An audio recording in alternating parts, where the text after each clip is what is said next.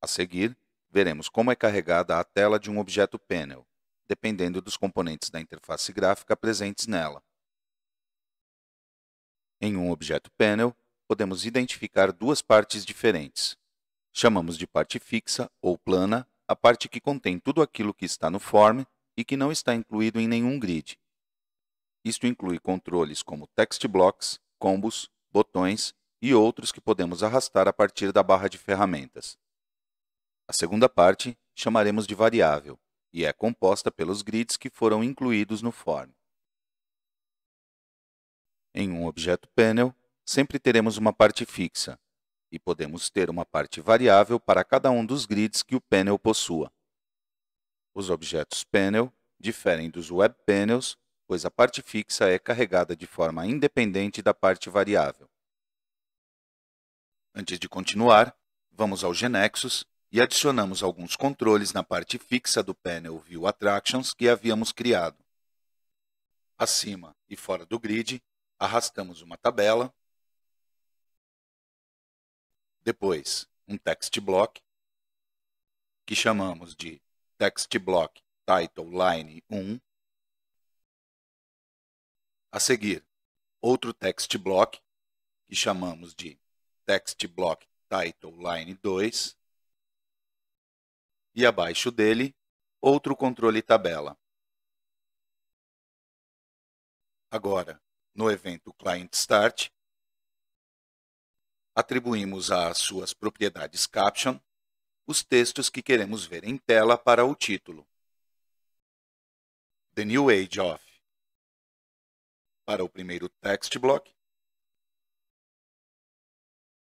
e Exploration, para o segundo.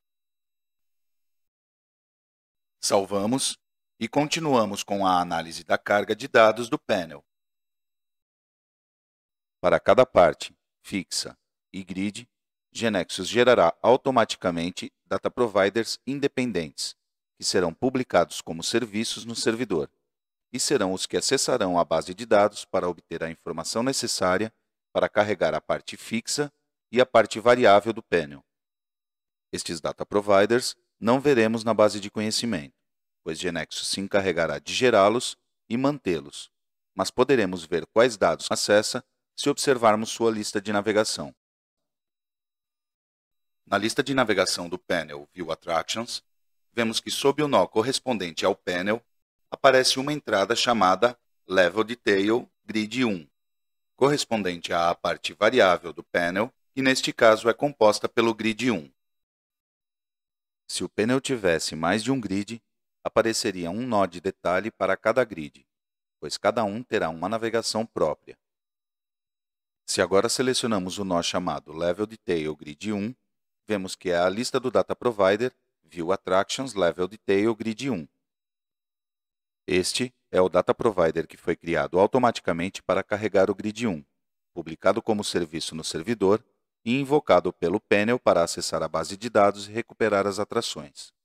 Se repararmos onde diz Environment, observamos que o Data Provider foi gerado em C#, .NET, como parte do código do back-end.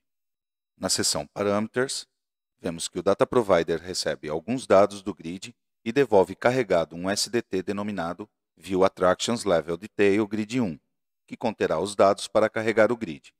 A informação da lista é semelhante à que veríamos com um Web Panel com tabela base Attraction, já que o grid do panel está percorrendo a tabela Attraction para mostrar as atrações turísticas, e para cada atração, acessa a tabela Country para recuperar o nome do país e a tabela City para trazer o nome da cidade da atração. Uma vez que a parte fixa e as partes variáveis do panel são carregadas separadamente, podemos adiantar que as tabelas base de cada parte são completamente independentes uma da outra.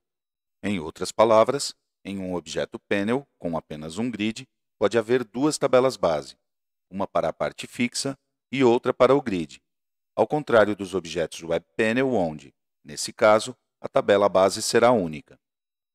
Em outro vídeo, entraremos em detalhes sobre como são determinadas as tabelas base de cada parte de um panel. O mesmo objeto panel pode ser executado sem alterações, tanto em uma plataforma web quando gerado, por exemplo, em Angular, quanto em plataformas nativas móveis, quando é gerado em Android ou iOS. Aqui vemos a execução do mesmo panel em um desktop web, gerado com Angular, e em um celular Android. Devido ao espaço disponível, as informações não são vistas iguais em cada caso. Para que o design de cada tela seja o adequado, temos a possibilidade de criar diferentes layouts para cada plataforma.